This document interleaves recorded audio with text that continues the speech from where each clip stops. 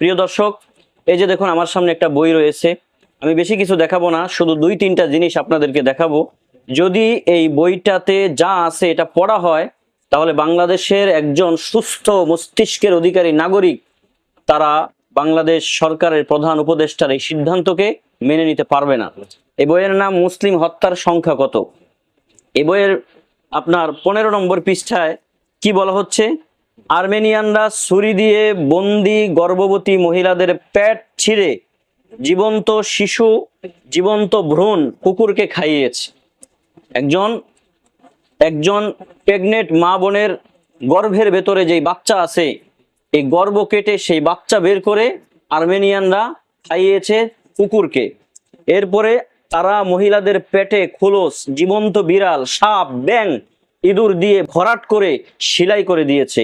আর এভাবেই চলছিল নির্মম অত্যাচারের কয়েকটি বছর, যা আজ মুসলিম জাতির অগোচরে। এবার দেখুন, এই আর্মেনিয়া রাষ্ট্রে একজন মুসলমান মা বোনের পেট কেটে সেই পেটের মধ্যে কুকুর ঢুকিয়ে, বিড়াল ঢুকিয়ে, ইঁদুর ঢুকিয়ে উপর দিয়ে সেলাই করে দেওয়া হয়েছে। কোথায় ছিল তখন জাতিসংঘের মানবাধিকার অফিস? এরপরে আসেন, আমার সামনে রয়েছে আপনার 18 নম্বর পৃষ্ঠায় এই বইয়ের। এখানে বলা হচ্ছে উইঘুরদের জীবন্ত শরীর থেকে অঙ্গ প্রত্যঙ্গ কেটে বিক্রি করেছে চীন। অসংখ্য প্রমাণ রয়েছে। মুসলমানের শরীর থেকে তার অঙ্গ কেটে গোস্তের মতো বিক্রি করা হচ্ছে। কোথায় ছিল তখন জাতিসংঘের মানবাধিকার অফিস? বোঝা গেল তাদের উদ্দেশ্য কোনোদিনও মানুষের অধিকার বাস্তবায়ন করা নয়, বরং তাদের মূল উদ্দেশ্য এবং টার্গেট হচ্ছে মুসলমানদের বিরুদ্ধাচরণ করা, মুসলমানদেরকে পৃথিবীর মানচিত্র থেকে বিদায় করা। এরপরে দেখেন 35 নম্বর পৃষ্ঠায় কি বলা হচ্ছে?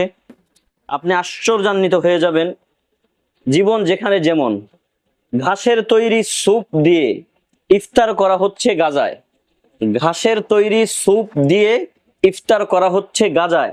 শুধু কি একটি মাত্র পরিবারের চিত্র এমন? না না না, বিশ্বাস করুন, অঞ্চলটির 24 লাখ মানুষ ঘাসের তৈরি স্যুপ দিয়ে ইফতার করেছে 2024 সালে। 2024 সালে গাজার 24 লক্ষ মুসলমান ঘাসের স্যুপ দিয়ে ইফতার করেছে। আছে তো সেখানে জাতিসংঘের মানবাধিকার অফিস, জাতিসংঘের খাদ্য দপ্তর। একজন মুসলমানের তারা খাদ্য অধিকার নিশ্চিত করতে পেরেছে? একজন মুসলমানের মুখে এক মুঠো খাবার তারা তুলে দিতে পেরেছে? না না, পারে নাই, বরং তারা চরমভাবে ব্যর্থ হয়েছে। কাজেই বোঝা গেল, যে সমস্ত রাষ্ট্রে মানবাধিকার চরমভাবে লঙ্ঘিত হচ্ছে, সেখানে মানবাধিকার প্রতিষ্ঠা করার কোনো খবর নাই। আমাদের বাংলাদেশে আলহামদুলিল্লাহ মাথাপিছু মানুষ এখনো যেই পরিমাণ আয় করে, এত ঠেকে যায় নাই। তারা অন্তত পক্ষে 2 বেলা 3 বেলা ভাত ডাল খেয়ে জীবন জীবিকার ব্যবস্থা করতে পারছে। কাজে আমাদের এই দেশে জাতিসংঘের মানবাধিকার খোলা হবে ইনশাআল্লাহ। চ্যালেঞ্জ করে বলছি, এটা বাংলাদেশে বাস্তবায়ন করতে দেওয়া হবে না। যদি হয়, তাহলে এদেশে রক্তের বন্যা বয়ে যাবে ইনশাআল্লাহ।